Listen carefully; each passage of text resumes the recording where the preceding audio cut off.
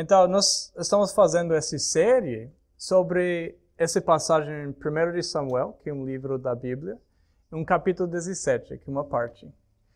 Então, porque o capítulo é muito extenso, nós não vamos ler o capítulo inteiro, mas eu vou resumir um pouquinho da história.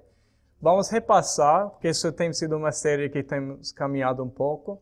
Vamos repassar os pontos que já temos visto e vamos ir para o penúltimo ponto. E eu vou completar a semana que vem, se a neve permitir. Tá bom? Então, em 1 de Samuel, temos uma história que eu acho que muitas pessoas conhecem.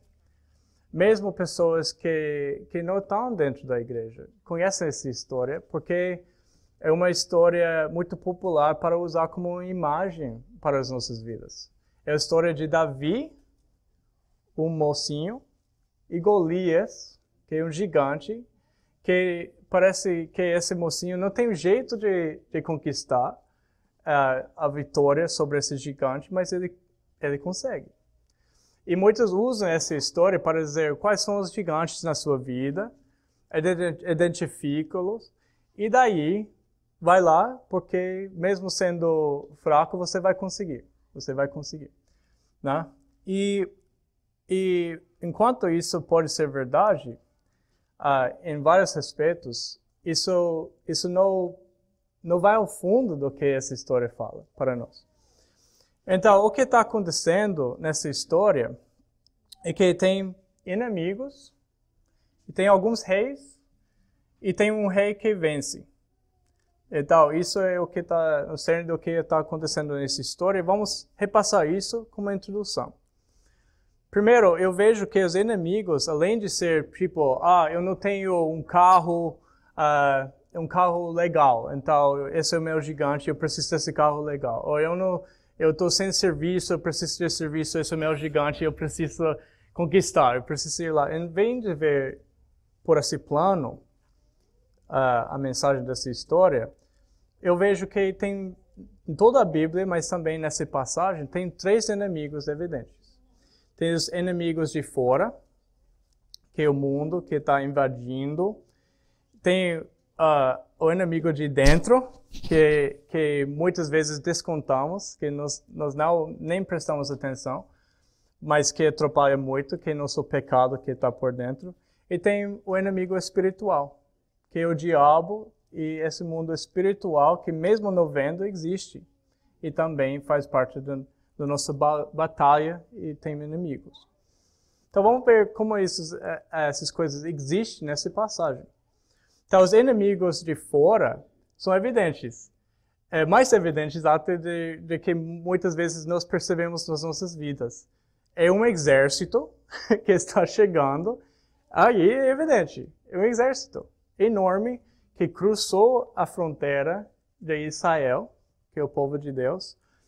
Cruzou a fronteira, está ali numa monte, e os israelitas no outro monte, e vão batalhar num vale. Esse batalha vai ser decisivo na história de Israel. Se é que os filisteus, que é o exército que chegou, se eles conquistam, se eles ganham essa batalha, provavelmente eles vão invadir e derrotar todo o território de Israel.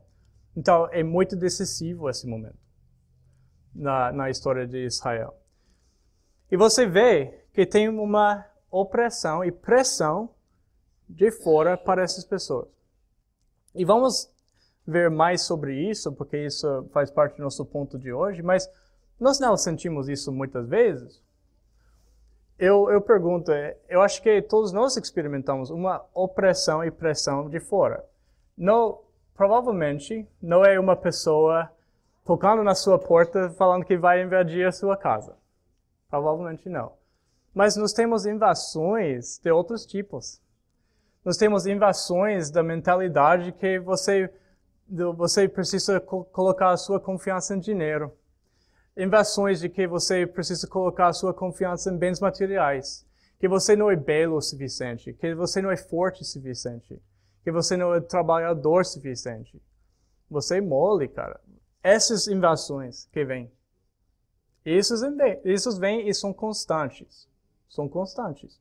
E mesmo as tribulações normais, eu estou querendo, eu sinto falta de conforto, de descanso, de tudo.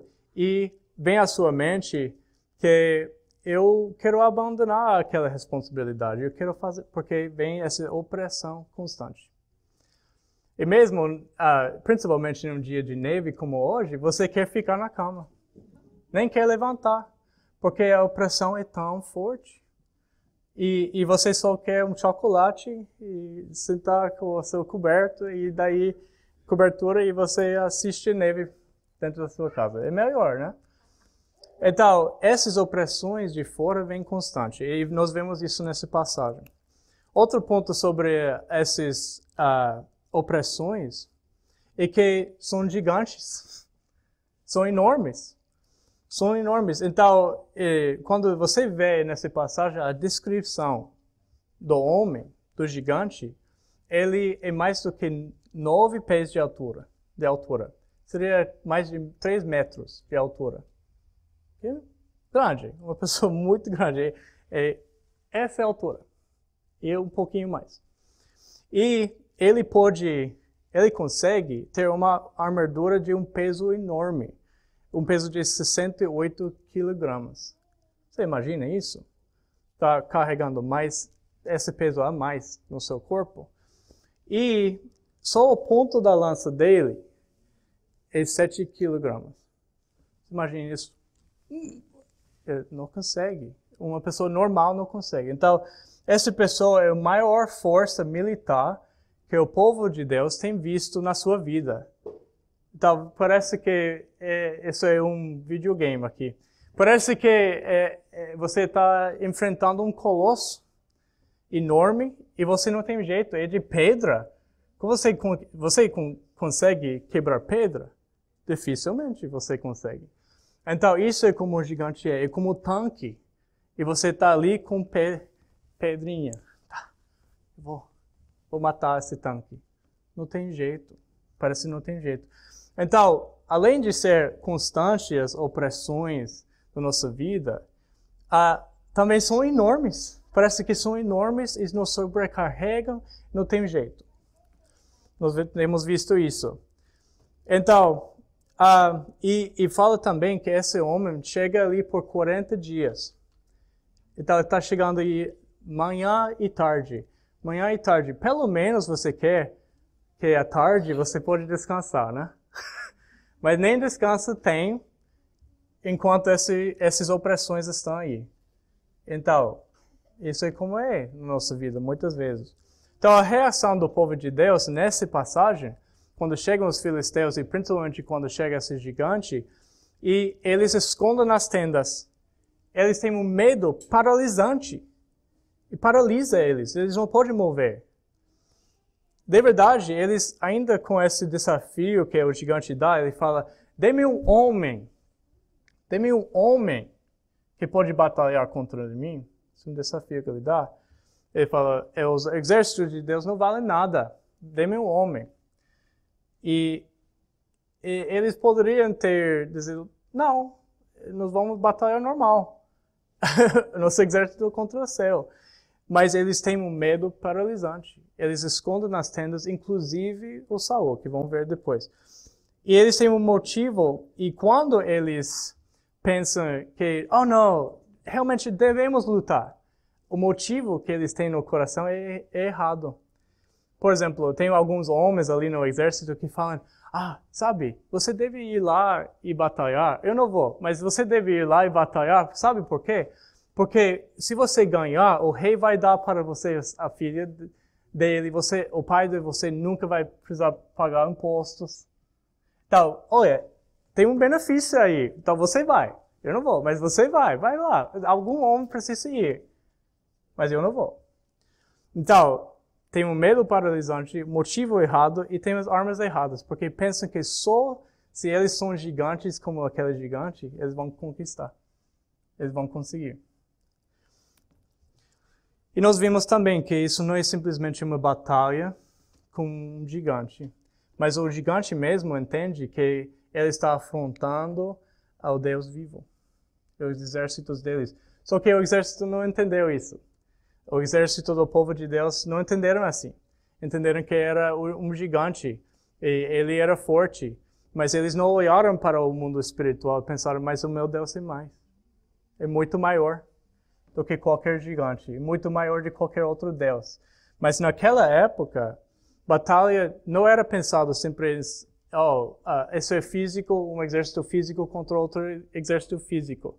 Mas era Deus contra Deus. É por isso que os filisteus, quando eles decidiram batalhar com o povo de Deus, eles queriam estar no vale. Porque eles pensaram que o Deus da Bíblia só é o Deus das montanhas, dos montes. Eles pensaram, só dos montes o Deus da Bíblia está. Então vamos batalhar nos vales, mas eles não entenderam que isso é o Deus vivo que criou todas as coisas. Não entenderam isso. Então, quando esse homem chega manhã e tarde e afronta ao povo de Deus e Deus mesmo, ele, dessa forma, ele está sendo como Satanás. Que a Bíblia fala, é o sedutor de todo o mundo, o acusador de nossos irmãos, e acusa dia e noite. Mesmo como o filisteu, que chegou pela manhã e pela tarde. Chegou ali toda hora. Isso não é um inimigo enorme? O diabo? Mas o diabo é um Deus? Não. O diabo é a criação? Sim. O Senhor não batalha, o Deus da Bíblia não batalha contra outro Deus, como se fosse igual. Ele batalha contra a criação que está em rebelião contra ele. E o diabo é isso. Então, nós vemos os inimigos dessa história. Também tem os reis. Tem dois reis, tem Saul, que parece ser o gigante de Israel. A Bíblia fala que é uma cabeça maior de qualquer israelita. Ele é o gigante mesmo de Israel. Ele deveria estar ali fora batalhando contra outro gigante. Se você for comparar aparência por aparência, né? E mesmo como rei de Israel, ele deveria estar lá.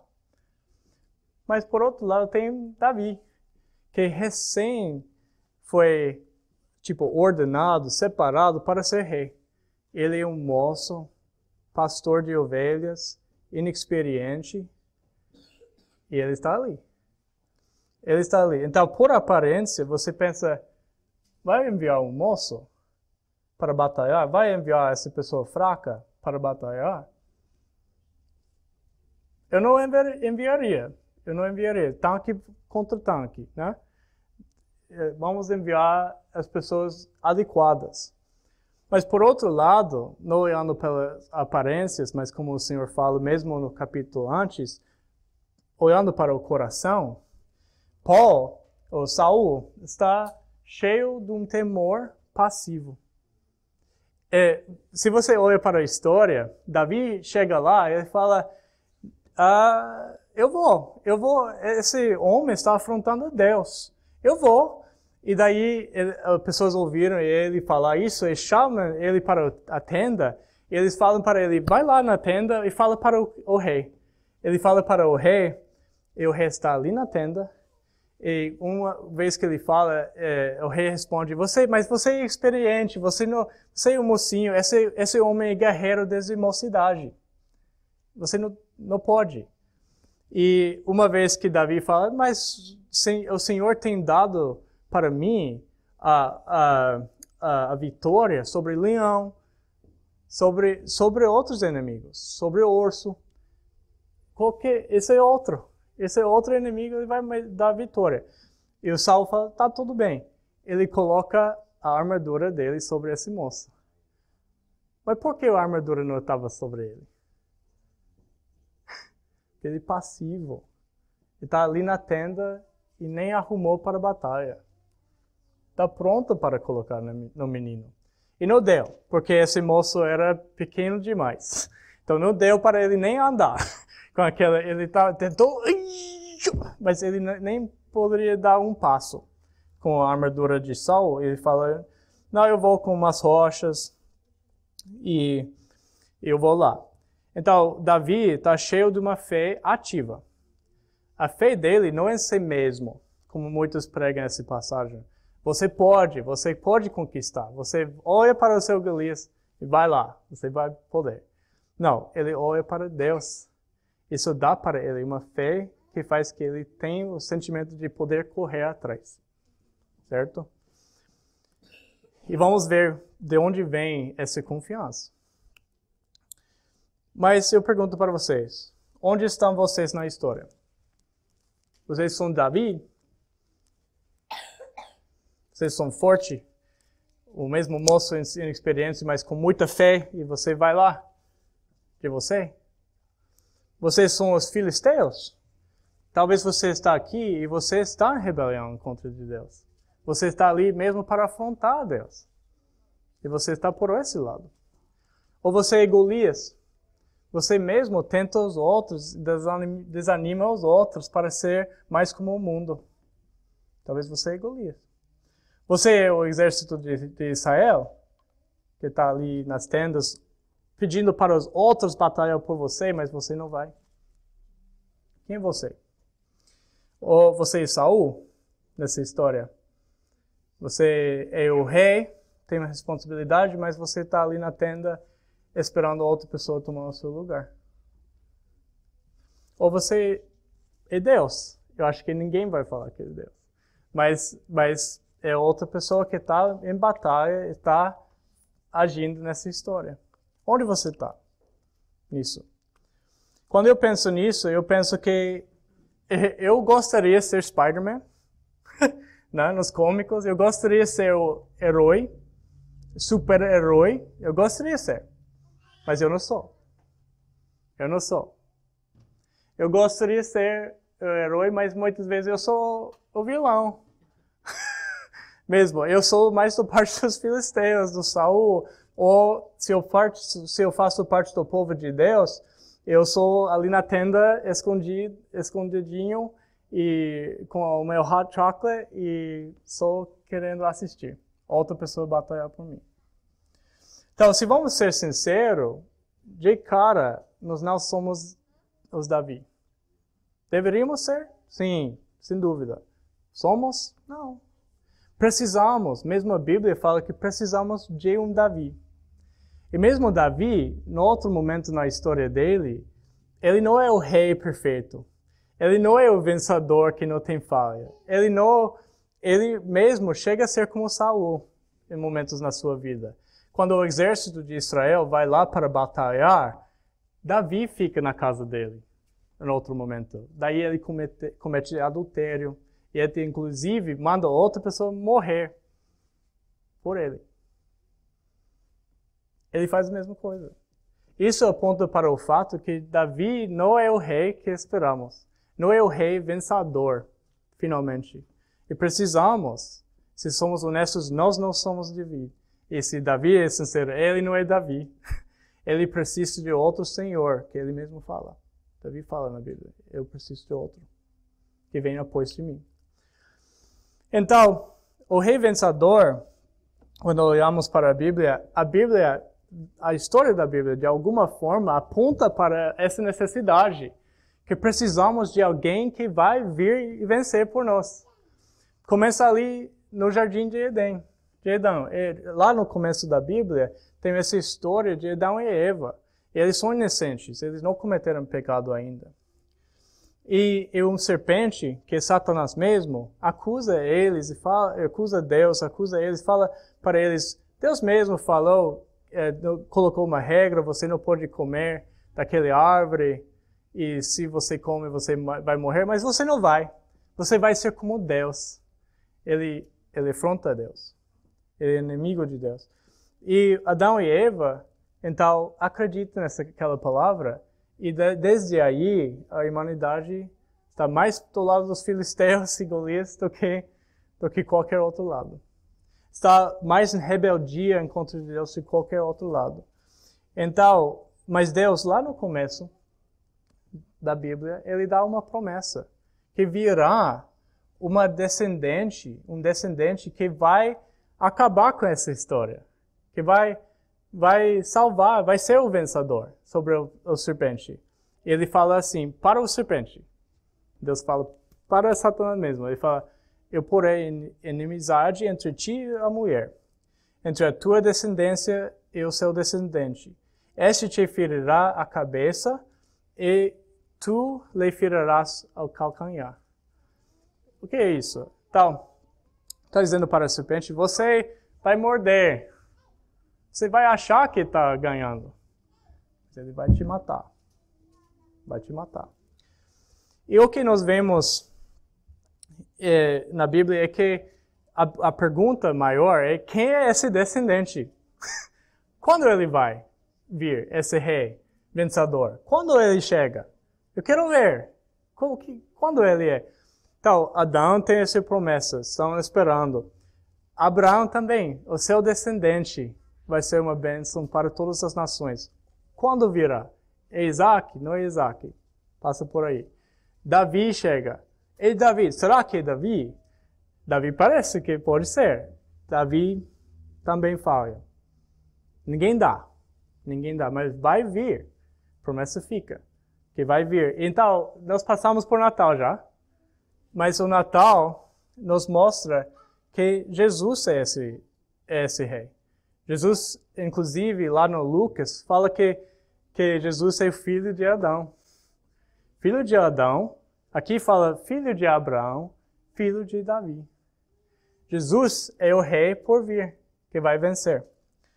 Então, a última vez que eu preguei, nós vimos que ele venceu sobre o diabo. Vamos repassar isso rapidamente e vamos entrar para o assunto de hoje, que ele vença o mundo. Tá bom? Então, Jesus vence o diabo. A Bíblia fala que quando Jesus veio, ele veio encarnado. Pessoas perguntam, por que Deus não simplesmente perdoou pecados? Né? Por que ele teve que vir e morrer?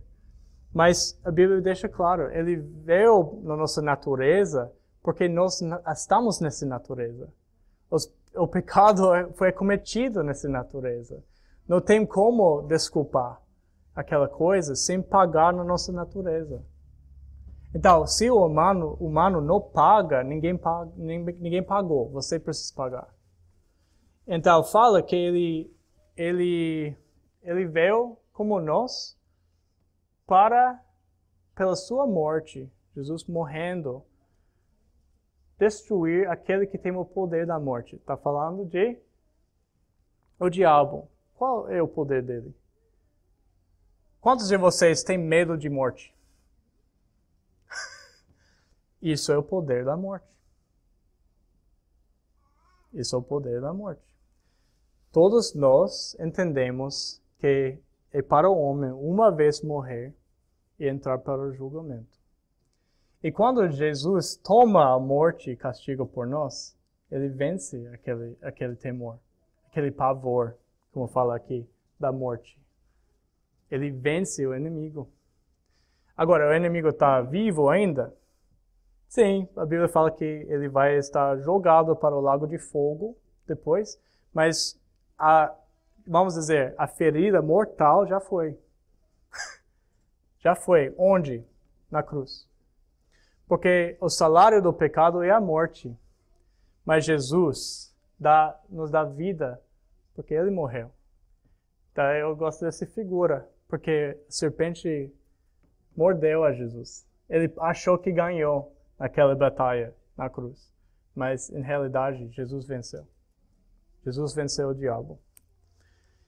É por isso que a Bíblia pode falar para nós, sujeitai-vos, portanto, a Deus, resiste ao diabo e ele fugirá de vocês. Ele fugirá de vocês. Porque ele já foi vencido. Ele não tem poder mais. O pavor que ele tinha sobre você, o jugo que ele tinha sobre você, não tem mais. Não tem. Então, como na história, uma parte que é legal, e ao final da história, Davi ganha. Desculpa, eu não quero, assim, dar ao final, né? Mas ao final da história, Davi ganha, ele mata Golias, ele corta a cabeça dele. Ele fala, ganhei. E o que acontece depois? Vocês sabem? O povo de Deus, os israelitas, levantam e correm atrás dos filisteus. O que estavam ali nas tendas com medo, eles falam, Deus é vivo. Deus ganhou. E eles correm atrás. Então, como vocês vão chegar a ser fortes? Não é porque vocês vão ser Davi, mas vocês correm atrás de Davi. Ele já venceu. Jesus já venceu. E vocês resistem ao diabo, porque ele fugirá de vocês. Então, isso foi a última pregação. Hoje vamos ver que Jesus vence também o mundo. E com o texto, para nos ajudar com isso, nós vemos essa passagem em João 16:33. Essas coisas vos tenho dito para que tenhais paz em mim. No mundo passais por aflições, mas tende de bom ânimo, eu venci o mundo. Ser inimigo do mundo. Vamos ver. Ok. E aí, na nossa passagem, nós podemos ver como esse afronto está, como já falamos. O gigante chega ali e fala, escolhi entre vós um homem. Seja homem. Come on. Come on. Venha. Se você não tem medo. Que desce contra mim. Se ele puder pelejar comigo e me ferir, seremos vossos servos. Porém, se eu o vencer e o ferir, então sereis vossos servos e servireis. Isso é o propósito do gigante, né? Apesar de que quando Davi mata o Golias, ele não se rende. O povo de Filisteu não se rende para ser servos. Mas isso é como essa tentação por fora vem. Fala, seja como eu sou, seja homem, seja mais forte. Isso não é como o mundo está. Já falamos que tem uma opressão constante. Vamos examinar um pouquinho mais o que são essas coisas. Por exemplo, opressão constante. Eu passei 2 meses enfermo. Falta de saúde. Eu acabei de passar. Mas tem doenças crônicas, tem outras coisas. E daí, o que o mundo fala para você? Você precisa ir lá no doutor, você precisa ir lá na igreja, tem curas e prodígios lá, milagres. Você precisa ir lá no fazer exercício, mais dieta. Você precisa... E o que você acaba sentindo quando chega a esses propósitos? Você precisa. O que você sente? Em primeiro lugar. Não tem jeito. Falta de dinheiro. Trabalha mais, cara. Tem 24 horas num dia, mas acha 25. De alguma forma, arruma 25. Você precisa de mais dinheiro. Seja menos mole. Tá certo? Dorme menos. Falta de respeito. Ganha poder. Exerce o seu poder. Se a sua mulher não te respeita, mostra para ela qual tão homem você é. Então, falta de aceitação. Seja mais gentil. A sua personalidade não está atrativa. Seja isso. A resposta, vamos ver o padrão. A resposta fica sobre você, te dá a solução para essas coisas que estão faltando. Falta de estabilidade emocional. Você está lutando, toma remédio. Corte pessoas tóxicas da sua vida. A solução está toda em você. A culpa está talvez ao redor de você. Então, primeiro, um alerta. Não tem problema, por exemplo, você tem problema de coração, o doutor fala para você fazer exercício e você faz. Tá bom? Mas vamos ver qual é o problema com essas coisas. O que nos aflige dessas coisas. E isso é o poder isso é o inimigo que vamos ver que Jesus vence. Segundo, ainda mais. Falta de amor na sua vida. Seja uma pessoa mais atrativa. Corte o cabelo, coloca maquiagem, vai lá fazer fitness. Seja uma pessoa mais fitness. Você, entendeu? Então, veste melhor, tá? Porque daí você vai ter amor. Você vai ser aceito assim. Falta de controle na sua vida. Impõe ordem, então, sobre as pessoas. Você faz isso, você faz isso. Ou você não tem controle da sua vida, então você vai colocar tudo direitinho na sua agenda, você vai ter toda a sua casa em ordem, e aí você vai sentir na paz. Certo? Isso funciona? Isso funciona? Assim, é verdade, né? Mas não funciona. Porque chega, a paz não existe aí. A paz existe aí? Não, porque chega uma coisa, principalmente, eu sou pai, né?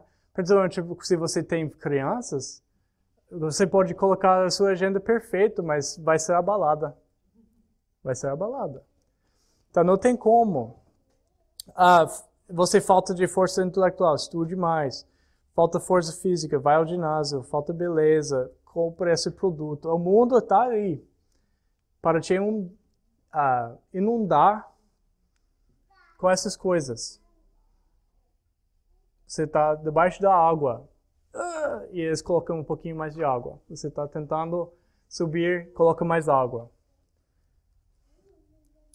Falta de segurança. Compre arma, instale alarma. Mesmo hoje, Itamar mencionou que americanos gostam muito de segurança, então sempre trocamos os pneus, sempre estamos olhando para como ter mais segurança. Falta de felicidade muda a sua vida, umas pessoas inclusive mudam famílias. Eu tenho experiência de uma mulher que estava cometendo adultério e falou para mim, mas Deus me quer feliz, eu vou trocar. Eu vou trocar. Entendeu? Então, você vê tudo isso, todas essas soluções, e como eu falei, as soluções não em si são pecados, alguns são, mas muitos não são em si pecado. São coisas que precisamos fazer, trabalhar, fazer exercício, tudo. Mas você percebe que se você focar só nisso, você está pegando uma rocha e tentando subir um monte. Você ganha um pouquinho, mas volta. E ao passar dos anos, a sua saúde vai deteriorar. Vai. Você vai ficar mais fraco. Você não vai poder cobrir todo o falho que você tem com maquiagem. Você não vai poder mesmo trabalhar. Você não vai poder. Então, o que você percebe é que esses em si não pode ser a nossa esperança. Mas a opressão é que nós colocamos essas coisas como a solução da nossa vida. Então nossos corações, o que é o resultado disso? Colocando nossa esperança, a nossa vida, o nosso propósito nessas coisas. O que acontece no nosso coração?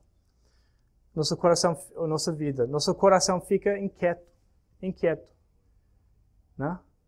Fica inundado, inquieto. Nossas famílias ficam sem paz ou separados.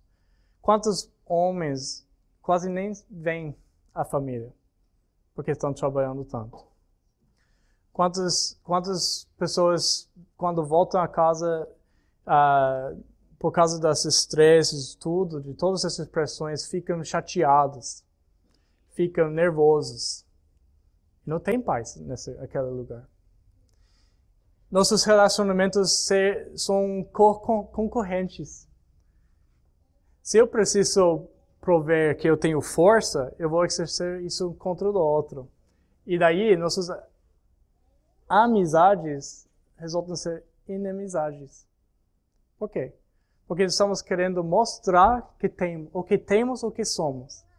E aí não tem paz. E não tem uma junta de pessoas que com paz e alívio, paz em Cristo, uma firmeza na sua vida, não tem o que mostrar um para o outro, para se achar. Não tem, porque já tem paz naquela comunidade. Vocês acham um lugar assim? Eu estava conversando com meu irmão durante Natal. Ele não conhece Jesus. Ele falou para mim, eu vou para reuniões, eu vou para várias coisas na comunidade, eu vou para todos esses lugares de fazer trabalhos voluntários, de organizar e tudo. Ele fala, e quando eu estou aí, sempre alguém está tentando ganhar sobre o outro, ou mostrar uma coisa sobre si mesmo. Está tentando mostrar o que tem ou o que são. Ele fala, mas eu vi uma diferencial quando eu fui para quando eu fui para a igreja, quando eu fui para uma reunião, estavam ali, todo mundo comendo, conversando, mas não estavam com essa concorrência de pessoas. Não estavam ali, se amaram. E não é uma coisa que eu posso explicar. Mas não é assim na nossa vida. Muitas vezes não é assim. Então, e como falamos, diante de todos esses desafios, muitas vezes ficamos paralisados. E, por causa disso, nós perdemos o foco em Cristo e a missão dele. Nós perdemos a oportunidade. Eu tenho percebido, tenho algumas pessoas que, inclusive, falaram para mim, homens, por exemplo. Homens falaram para mim, eu preciso desse contrato, se eu não compro esse contrato, eu não vou ter opressões, então eu falto. Eu vou faltar no domingo. Eu estou colocando as minhas prioridades no seu lugar. Mas olha, a opressão dele resultou que ele tomou uma escolha que atrapalhou a vida com ele, com Cristo, e também a missão, de alguma forma. Isso pode acontecer alguma vez, sei lá? Pode. Mas se isso é padrão, você está deixando o mundo, a opressão do mundo, tomar o lugar de Deus.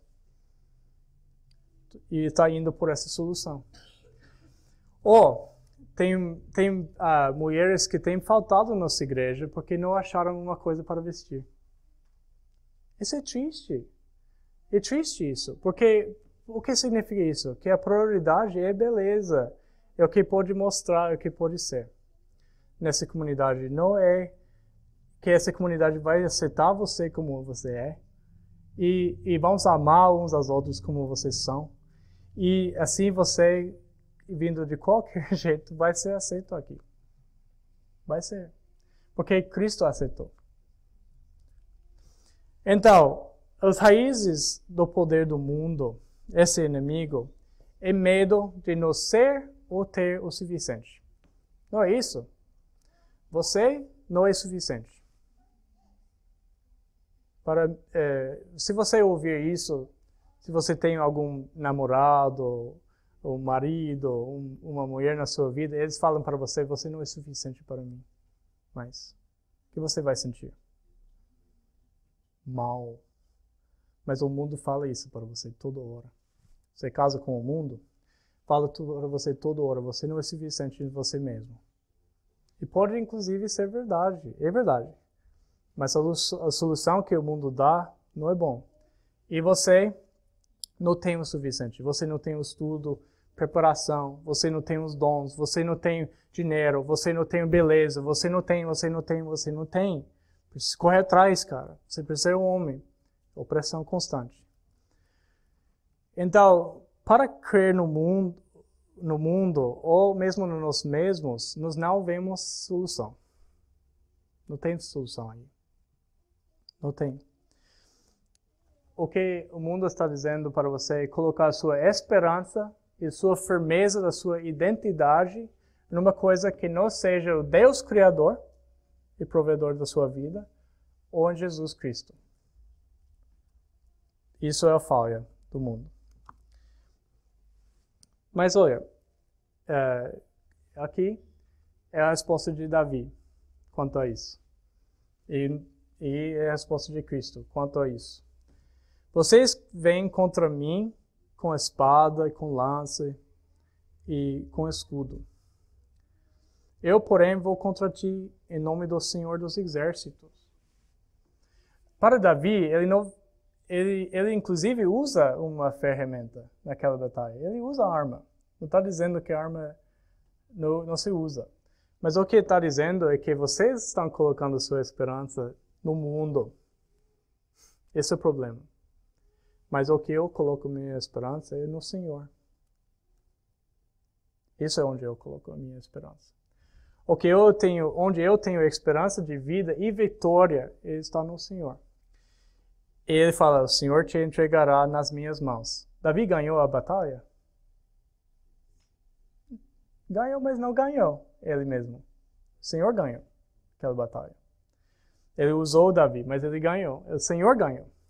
O Senhor salva, não com espada nem com lança, porque o Senhor é a guerra mesmo.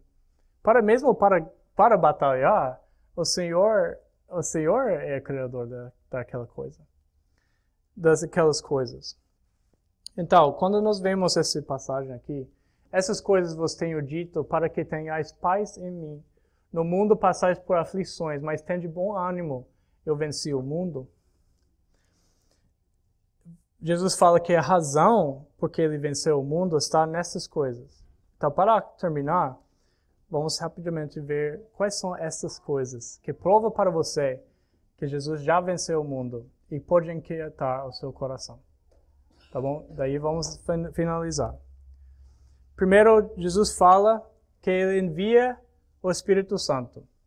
Ele envia o Consolador, o Espírito de Deus. Você não vai ter paz no seu coração por você mesmo. Mesmo isso, eu posso estar aqui e dizer, tenha paz. Vinícius, tenha paz. Itamar, tenha paz. Tenha paz no seu coração. O que você vai sentir? Inquieto. Você vai pensar, nossa, nem isso eu consigo. Isso é verdade.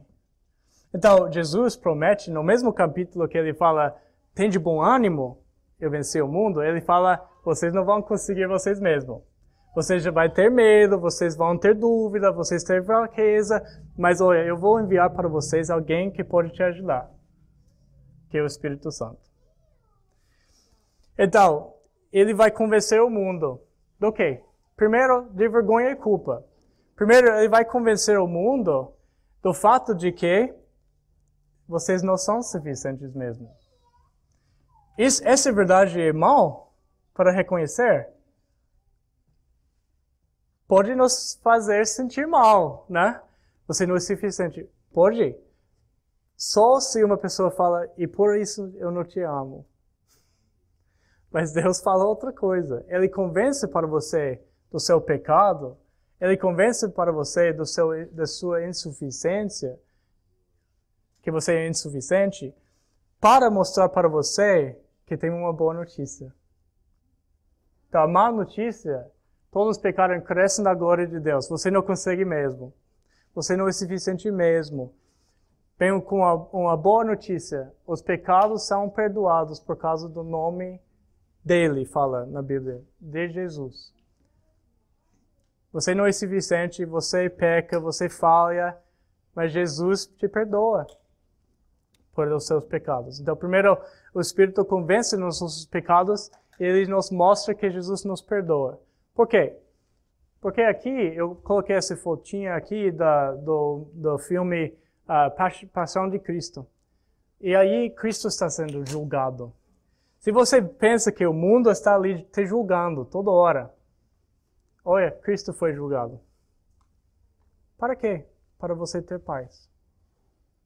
Para você ter paz. Então, quando você está ouvindo essas vozes do mundo, seja mais, tenha mais. Tenha mais o que você tem. Seja homem, seja mulher.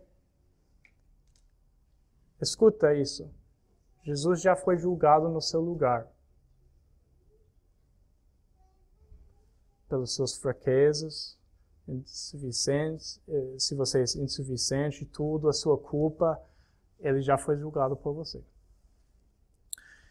E não simplesmente foi julgado, mas uma boa notícia é que ele vai convencer também o mundo, o Espírito vai convencer o mundo da justiça de Deus. E dizer que Jesus venceu a culpa.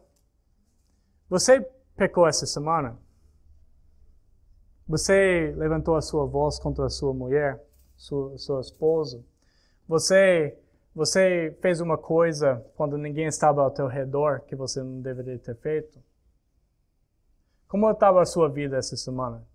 Eu confio que você tem consciência de pecados, rebeliões dentro de você e o que você fez ou pensou que te leva a ter culpa. Te leva a desanimar, te leva a te dizer, eu não vou para a igreja, porque se eu vou tão pecador como eu sou, não vou, isso não é legal. Mas o que está dizendo aqui, uma coisa que liberta uma pessoa é que Jesus dá na sua ressurreição a própria justiça dele. Então, ele toma os nossos pecados, ele dá para a nossa justiça dele. O que significa isso? Que você tem um problema de lutar, eu quero ser aceito, eu quero ser amado daquelas pessoas, eu luto sempre com isso, com o que essa pessoa pensa de mim, o que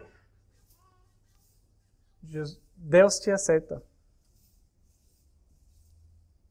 Essa verdade aqui fala que Deus te aceita. O mundo pode te rejeitar, mas Deus te aceita. Não porque você é tão assim, mas porque Jesus é. Ele dá para você a própria identidade que você está em Cristo, se você crer nele. E aí, ele também convence o mundo, nos convence que vai ser julgado esse mundo. O julgamento vai vir. O julgamento final desse mundo vai vir. E quando fala do mundo, não pensa, coisas espirituais são bons e coisas físicas não são bons. Porque o mundo, nesse sentido, é toda coisa em rebelião contra de Deus. E vamos ver que Deus cuida e importa sobre coisas materiais. O seu corpo vai ser ressuscitado se você crer em Jesus. Então, você não vai ser um espírito sem corpo. Mas o mundo, quer dizer, essas influências, opressões do mundo vai ser vencido e julgado. Isso não é bom saber. Porque a Bíblia deixa claro, nós não devemos pensar que nós batalhamos em contra de carne e osso, de pessoas ao nosso redor. Então não pensa assim, que feliz que Deus vai julgar aquela pessoa. Entendeu? Não pensa assim. A Bíblia fala para a gente não pensar assim. Mas pensar, é bom que Deus vai vencer todo o mal. E eu quero que mesmo aquele inimigo conhecer Jesus e ser vencido por ele através dele se render a Cristo. Né? Porque senão ele vai ter um julgamento final. Então todo mundo vai ter um julgamento final, ou para ser perdoado, ou para ser vencido, finalmente por Cristo, castigado. Então, Jesus mesmo fala, chegou o momento do mundo ser julgado. E eu, quando for levantado da terra, atrairei todos a mim mesmo. O que Jesus está dizendo aí é que o mundo, esse perigo é verdade, é real. O mundo vai ser julgado. Onde você está? Você está em mim? Você está sendo atraído a Jesus? Você vai se esconder nele? E quando o mundo for julgado, ele vai ser o lugar de refúgio, onde você pode não ser julgado, matado e destruído como os filisteus, tomando o lado de rebelião, mas ter a alegria de desfrutar da vitória com o povo de Deus, que você é resgatado. Isso não chega ao ponto final, que o povo de Deus, mesmo como fala nessa passagem, o povo de Deus perseguiram os filisteus, e uma vez que essa batalha foi feita e acabou, eles despojaram os acampamentos. O que significa isso? Eles desfrutaram dos bens. Eles desfrutaram dos bens e compartilharam entre o exército, o povo de Deus, a vitória. E olha, Jesus é assim também. Quando ele volta para julgar finalmente o mundo, ele vai criar um novo céu e nova terra. E nós vamos desfrutar da vitória dele de uma forma profunda, onde nunca mais vai ter aflição do coração, tristeza, inimigos indo para as nossas portas para tentar nos vencer. Vamos ter paz completa e não vamos ter essa luta por fora, tentando tentando nos tirar a nossa paz do coração. Mas vamos ter paz completa. Mas hoje eu encorajo vocês, tenham de bom ânimo diante dessas aflições e pressões do mundo, porque Cristo venceu o mundo. Tá certo? Então Deus abençoe.